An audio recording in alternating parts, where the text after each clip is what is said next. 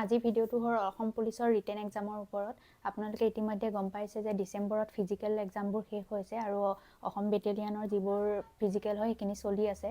তো লাষ্ট দুদিনৰ আগত হিমন্ত বিশ্ব শৰ্মা ছাৰে CM ছাৰে আমাৰ এনাউন্স কৰিছে যে এনাউন্স বুলি নহয়, তেওঁ এখন মিটিঙত কৈছে যে কথাটো যে ফেব্ৰুৱাৰী বা মাৰ্চৰ ভিতৰত আপোনালোকৰ ৰিটেন এক্সামবোৰ হৈ যাব।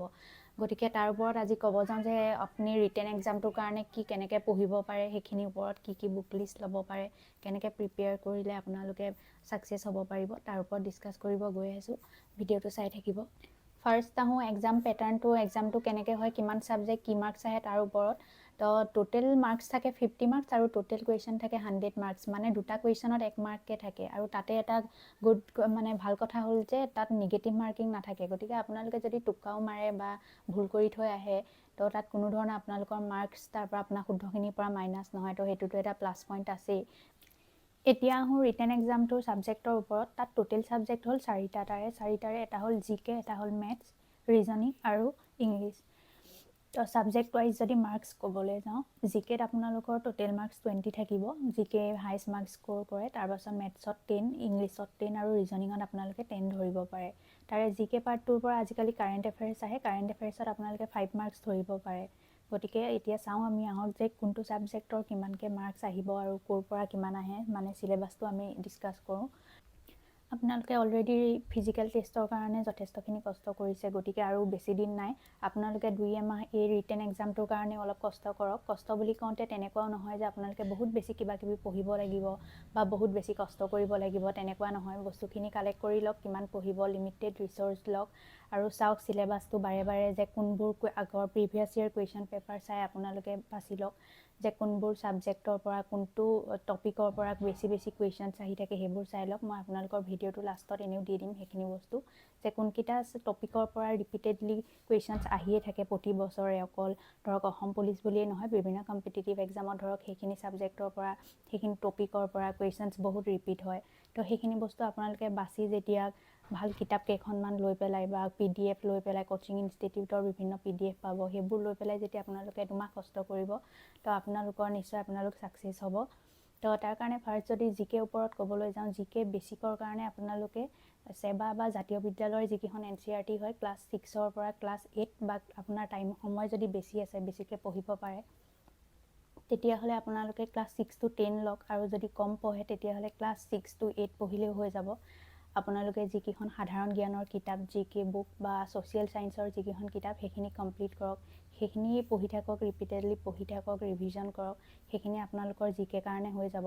তাৰ উপৰি আপোনালোকে MCQৰ কাৰণে যিকোনো এটা ৰিচৰ্চ ল'ব পাৰে। MCQৰ কাৰণে আপোনালোকে হয় কোনোবা কোচিঙৰ আপোনালোকে PDF পাব, তাত MCQ 2000 এনেকৈ MCQ থাকে, ইম্পৰ্টেণ্ট MCQ বুলি, সেইখিনি কৰিব পাৰে। তাৰ উপৰি ইউটিউব ভিডিঅ'টো মোৰ নেক্সট ভিডিঅ'বোৰত মই আপোনালোকক অসম GK হওক বা নৰ্মেল GK ওপৰত ভিডিঅ' বনাম। সেই প্লে'লিষ্টবোৰ বা বেলেগ ভাল চেনেলৰ আপোনালোকে সেইবোৰ প্লে'লিষ্টটো চাব পাৰে।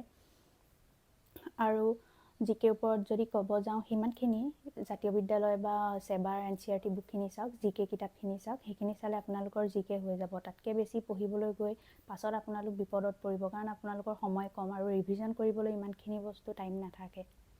GKৰ পৰা আপোনালোকক কেইটামান ইম্পৰ্টেণ্ট টপিক কওঁ, বিশেষকৈ অসম GKৰ ওপৰত। আপোনালোকে GKৰ কাৰণে ইম্পৰ্টেণ্ট প্লেচেছ অফ আছাম, অসমৰ যিবিলাক মানে ঐতিহাসিক ঠাই হওক, মন্দিৰ হওক, এনেকুৱা এইবোৰ বস্তু আপোনালোকে মনত ৰাখিব। মানে অসমৰ যিখন মেপ হয়, অসমৰ মেপখন আপোনালোকে পূৰা মুখস্থ কৰি পেলাওক। অসমৰ ইম্পৰ্টেণ্ট প্লেচ, অসমৰ ক'ত কিহৰ বাবে বিখ্যাত, আপোনালোকে এনেকৈ ভাগ কৰিও পঢ়িব পাৰে যে প্ৰত্যেকখন ডিষ্ট্ৰিক্টৰ, অসমৰ যিমানকেইখন ডিষ্ট্ৰিক্ট আছে, কোনখন ডিষ্ট্ৰিক্টত কি ইম্পৰ্টেণ্ট বস্তু আছে, সেই বস্তুখিনি। নগাঁওখন ধৰক কিহৰ কাৰণে ফেমাছ, মৰিগাঁওখন কিহৰ কাৰণে ফেমাছ, তেজপুৰখন কিহৰ কাৰণে ফেমাছ। অসমৰ নদীখিনিৰ ওপৰত চাওক, অসমৰ নদী কিমানখন আছে, কি আছে, অসমৰ নেশ্যনেল পাৰ্ক কেইখন চাওক, এৱাৰ্ডছবিলাক চাওক, কোনটো চনত, বিশেষকৈ আপোনালোকে লাষ্ট 2 yearsৰ চাব পাৰে। এৱাৰ্ডছবিলাক কোনে কি বঁটা পাইছে, সেইখিনি ফাৰ্ষ্ট বঁটা কোনে কি পাইছে সেইখিনি চাব পাৰে তেনেকৈ।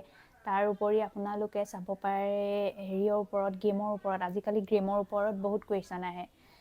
তো লাষ্ট ADRE চালেও আপোনালোকে গম পাব গেমৰ ওপৰত বিভিন্ন ধৰণৰ কুৱেশ্যনছ আহিছে। তো আপোনালোকে গেমৰ ওপৰত যিমান কাৰেণ্ট এফেয়াৰ্ছ আছে গোটেইখিনি কৰি পেলাওক। কোনে ৱৰ্ল্ড কাপ জিকিছে, কোনটো গেমত কিমানটা প্লেয়াৰ থাকে, সেনেকুৱালৈকে কুৱেশ্যন আহে। গতিকে আপোনালোকে গেমৰ ওপৰত পূৰা থ'ৰলি পঢ়ি যাওক আৰু সেইখিনি পঢ়িলে আপোনালোকৰ GK হৈ যাব। তেনেকৈ ইম্পৰ্টেণ্টবোৰ চাই পঢ়ি যাওক আৰু মই ভিডিঅ'টোৰ লাষ্টত আপোনালোকক এতিয়া দি আছোঁ চিলেবাছটো ডিছকাছ কৰি, সেইটো আপোনালোকে চাই ল'ব। তাত যিখিনি মই হাইলাইট কৰি দিম সেইখিনি কি হয়, হাইলাইট কৰাখিনি মানে ৰিপিটেডলি আহি থকা টপিক হয়, যিখিনি নৰ্মেলি আহিয়ে থাকে য'ৰ পৰা কুৱেশ্যন। তো হাইলাইট কৰা টপিককেইটা আপোনালোকে মাষ্ট বি চাই ল'ব। ছেকেণ্ড, যদি আপোনালোকক ক'বলৈ যাওঁ ইংলিছৰ ওপৰত, ইংলিছটো সকলোৱে স্কুলত পঢ়ি আহিছে, যিখিনি ক্লাছ 8, 9, 10 লেভেলৰ গ্ৰামাৰ হয়, ভইচ চেঞ্জ, নেৰেশ্যন হওক বা এইবোৰ চিননেম, এণ্টনেম মানে বিপৰীত শব্দ, সমাৰ্থক শব্দ, এইবোৰে আহে। চব কম্পিটিটিভ এক্সামত হওক, অসম পুলিচৰ কাৰণেও হওক, এইবোৰে আহিব। গতিকে তাৰ কাৰণে আপোনালোকে ক্লাছ 9, 10 লেভেলৰ গ্ৰামাৰ কিতাপ এখন ল'ব পাৰে, লৈ সেই নৰ্মেল বেছিক বস্তুবোৰ গ্ৰামাৰখিনি ক্লিয়াৰ কৰক। তাৰ পৰাই আপোনালোকৰ চাব কমন পৰি যাব, আপোনালোকে ফৰ্মুলাখিনি কোনখিনি নিয়মত কেনেকৈ কৰিব লাগে সেই বস্তুখিনি যদি ক্লিয়াৰ কৰি লয়, তেতিয়াহ'লে ধৰক আপোনালোকৰ যেনেকুৱা ধৰণৰ কুৱেশ্যনেই নিদিয়ক আপোনালোকে এটেম্প্ট কৰিব পাৰিব। কাৰণ চাওক, গ্ৰামাৰ, মেথছ এইবোৰ বস্তুটো কমন নপৰে। গতিকে আপোনালোকে ফৰ্মুলাটো বা নিয়মটো যদি এবাৰ শিকি লয়, তো যেনেকুৱা ধৰণৰ এক্সামতে যিয়ে কুৱেশ্যন নিদিয়ক আপোনালোকে সেইখিনি কৰিব পাৰিব। এগেইন মেথছৰ কাৰণে ক্লাছ বেছিক যিখন স্কুল লেভেলৰ মেথছ হয়, ক্লাছ 6, 7, 8ৰ মেথছখিনি আপোনালোকে কমপ্লিট কৰক। তাৰ বাহিৰে বেলেগ একো নাহে। তাতকৈ বেছি অকণমান যদি আপোনালোকে কৰিম বুলি ভাবিছে, ক্লাছ 9, 10ৰখন চাওক। মুঠতে ক্লাছ 6 to 10ৰ ওপৰত একো বস্তু নাহে। আপোনালোকে যিবোৰ NCERT বুকত যিবিলাক এক্সাম্পল দিয়া থাকিব, সেই এক্সাম্পলবিলাক আপোনালোকে ছল্ভ কৰক।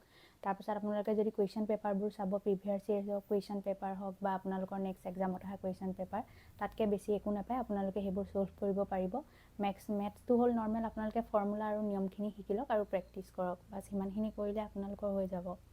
তো তাৰপাছত যদি ৰিজনিঙৰ ওপৰত ক'বলৈ যাওঁ, ৰিজনিং ধৰক আপোনালোকে ক'ব নোৱাৰে কেনেকুৱা কি আহে। তাৰ বাবে আপোনালোকে ৰিজনিঙৰ কাৰণে এটা কৰিব পাৰে যে ইউটিউবত যিবোৰ প্লে'লিষ্ট থাকে সেই প্লে'লিষ্টবোৰ চাব পাৰে। তো যিকোনো এটা প্লে'লিষ্টত চিলেবাছটো যিখিনি বস্তুত সোমায়, চিলেবাছটো চাই লৈ সেইখিনি প্লে'লিষ্টৰ পৰা আপোনালোকে যদি কমপ্লিট কৰে, তেতিয়াহ'লে ৰিজনিংখিনি তেনেকেই হৈ যাব। চাওক, আপোনালোকে যদি মেইন বস্তুটো হ'ল মেথছ আৰু ৰিজনিঙৰ বেছটো যদি আপোনালোকে ক্লিয়াৰ কৰি লয়, তেতিয়াহ'লে ধৰক আপুনি চিলেক্ট হোৱাৰ সম্ভাৱনাটো বহুত বেছি বাঢ়ি যায়। গতিকে আপোনালোকে মেথছ আৰু ৰিজনিংটো ষ্ট্ৰং কৰক। কাৰেণ্ট এফেয়াৰ্ছৰ ওপৰত যদি ক'বলৈ যাওঁ, কাৰেণ্ট এফেয়াৰ্ছ যদি আপোনালোকে regular current affairs, daily current affairs বা নিউজ পেপাৰ যদি কৰিব যায়, সেইটো অসম পুলিচৰ বাবে বহুত বেছি হৈ যাব। তাৰ কাৰণে আপোনালোকে এটা কৰিব পাৰে, সেইটো বেষ্ট হয়। আপোনালোকে যিকোনো ধৰণৰ কোচিং ইনষ্টিটিউট বা নৰ্মেলিও পাব, আপোনালোকে মাহটোৰ শেষত এখন মান্থলি কম্পাইলেশ্যন ওলায় কাৰেণ্ট এফেয়াৰ্ছৰ কাৰণে, সেইখন আপোনালোকে লৈ ল'ব পাৰে। সেইটো আপোনালোকৰ কাৰণে বেষ্ট হ'ব। মানে তাত কি হয়, আপোনালোকৰ গোটেই মাহটোৰ যিখিনি ইম্পৰ্টেণ্ট কাৰেণ্ট এফেয়াৰ্ছ থাকে, নিউজ থাকে, সেইখিনি তেওঁলোকে মানে কি কৰে, কম্পাইল কৰি পেলাই এখন বুক বনায়। সেই বুকখন আপোনালোকে লৈ যেতিয়া ৰিভিজন কৰিব প্ৰত্যেক মাহৰে, তো সেইটো আপোনালোকৰ কাৰণে বহুত হেল্পফুল হ'ব। তো কাৰেণ্ট এফেয়াৰ্ছৰ কাৰণে বহুত বেছি চাব নালাগে। 5 মাৰ্কছ এটা আহিব, সেইটো আপোনালোকে লাষ্ট 1 year হওক বা 6 monthsৰ হওক, আপোনালোকে কম্পাইলেশ্যন মানে মান্থলি মেগাজিন এখন লৈ পেলাই ৰিভিজন কৰিব পাৰে। এটা আপোনালোকক ইম্পৰ্টেণ্ট কথা কওঁ, আপোনালোকে বহুত ভিডিঅ' পাব, যিকোনো টপিকৰ ওপৰত হওক বহুত ভিডিঅ' পাব। ভিডিঅ'বোৰ কি, আজিকালি ৰিচোৰ্চবোৰ বহুত এভেইলেবল হয়। গতিকে আপোনালোকে এইটো ভুল নকৰিব যে বহুত বস্তু পালোঁ বুলি এনেকৈ নল'ব যে চব পঢ়ি যাম বুলি।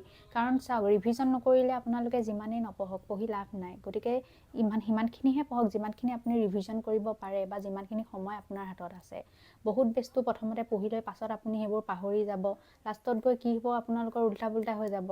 কাৰণ MCQ হয় এক্সামবোৰ, পাছত দেখি এনচাৰবোৰ এনেকুৱা লাগে যে এইটো শুদ্ধ, সেইটোও শুদ্ধ, তেনেকুৱা কনফিউজন বহুত পঢ়ি যোৱাৰ পাছতো আহি যায়।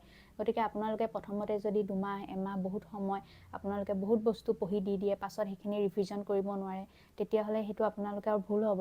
তো সেইকাৰণে প্ৰথমতে আপোনালোকে চাই লওক কিখিনি পঢ়িব, লিমিটেড ৰিচোৰ্চ লওক, আপোনালোকে চিলেবাছটো চাওক, যোনবোৰ টপিকৰ পৰা ৰিপিটেডলি কুৱেশ্যনছ আহি থাকে, সেই ইম্পৰ্টেণ্ট টপিকবোৰ আপোনালোকে কৰক। তাৰ বাহিৰে বহুত বেছি পঢ়িবলৈ লৈ পাছত আপোনালোকে ধৰক বিপদৰ সন্মুখীন হ'ব লাগিব।